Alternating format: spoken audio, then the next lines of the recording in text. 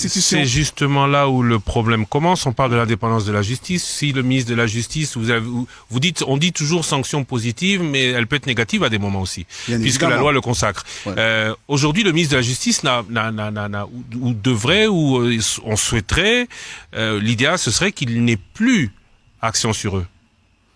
Il ne l'avait pas en 2011, c'est vous qui avez changé cette loi pour que les magistrats du parquet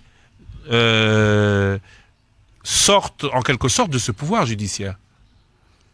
Lorsqu'on parle de l'indépendance de la justice dans tous les cieux, on parle de celle qui prononce. C'est essentiellement l'indépendance des juges dans leur fonction de dire le droit. Mais le juge, quand il dit, il ne peut dire le droit qu'après qu'on lui ait amené des affaires par le parquet. Ouais. Or, si le parquet n'est pas libre de lui amener des affaires, l'indépendance de la justice est entamée. Pas du tout.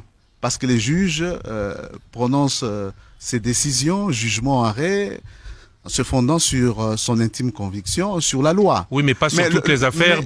On ne lui amènerait pas toutes les affaires à traiter. Le devoir d'un député, innovation. Il a été dit, les officiers du ministère public sont placés sous l'autorité du ministère de la Justice et de ses attributions. Celui-ci dispose d'un pouvoir d'injonction, c'est-à-dire demander tout juste est-ce que vous pouvez enclencher des enquêtes contre tel ou tel. Ou ne pas enclencher des enquêtes contre tel ou tel. Non, c'est enclencher, c'est une injonction. Voilà. Mais injonction, on peut dire stop. Positive. Non, il ne peut pas leur demander de dire non. Mais c'est pas marqué injonction négative, positive. Oui, mais dans la pratique, oui, mais la pratique, on la connaît. La pratique, c'est une pratique conforme. Des dispositions, parce que quand je prends l'article 151 de la Constitution, le pouvoir exécutif ne peut donner d'injonction à qui? Au juge. Mais là, on n'est plus au juge. Voilà. Non, là, vous jouez sur les mots. A contrario, c'est pas jouer sur les mots. Vous jouez sur les mots, Aubin Minakou. Vous jouez sur les mots dans le sens où le problème n'est pas au niveau du juge. Le juge n'aurait jamais... Puisqu'on parle d'une affaire puisqu'on parle du procès des 100 jours, oui. Et que tout le monde, quand on parle de vous, quand on parle de votre proposition, de vos propositions, ne pense qu'au dossier des 100 jours, le juge n'aurait pas posé verdict si le procureur ne lui avait pas amené dossier.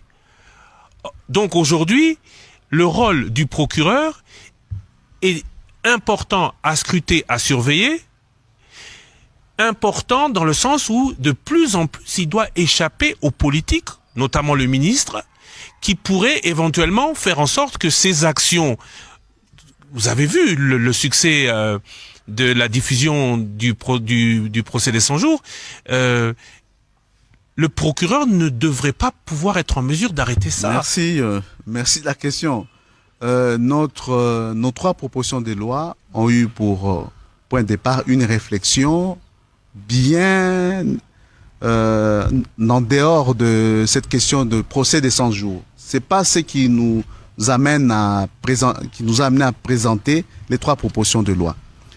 En l'espèce, hier, c'est-à-dire en 2006, comme avant 2006, aujourd'hui, après 2011, et après ces trois propositions de loi, parce que pour nous, elles seront adoptées, du fait de la majorité que vous avez. Pas du tout. Oui, bien évidemment, c'est républicain comme démarche. Oui, mais tout le monde... Mais je disais que même après l'adoption de ces trois propositions de loi, le ministre de la Justice n'aura pas le pouvoir de désorienter le cours d'une instruction préjudicielle. Il faut bien lire nos propositions de loi. C'est là qu'on veut créer l'amalgame. Pas du tout.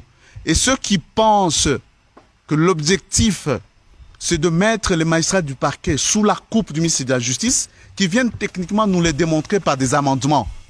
Je vous dis que ce n'est pas ce que nous avons prévu. Vous êtes donc ouvert. On a d'abord commencé comme magistrat. Je suis moi-même fils d'un magistrat. Et donc, j'aime bien cette carrière et nous la protégeons. Nous avons tous été magistrats du parquet, papa et moi. Donc, c'est pas là le problème. Même après l'adoption de ces lois, et je le dis de la manière la plus publique, solennelle, le ministre de la Justice n'aura pas de pouvoir pour contrer le cours d'une instruction préjudicielle. Donc, pas de crainte de ce côté-là. Pour contrer, attendez. Vous allez bien dire pour contrer, pour empêcher le début d'une action. C'est ça la question. Il n'a pas non plus ce pouvoir. Non, mais il peut dire au procureur, pas ça. de quelque chose qui n'a pas été non démarré. plus ce pouvoir. Il y a la saisine de la justice, il y a l'autosaisine. Oui. Empêcher l'autosaisine. Il n'a pas ce pouvoir.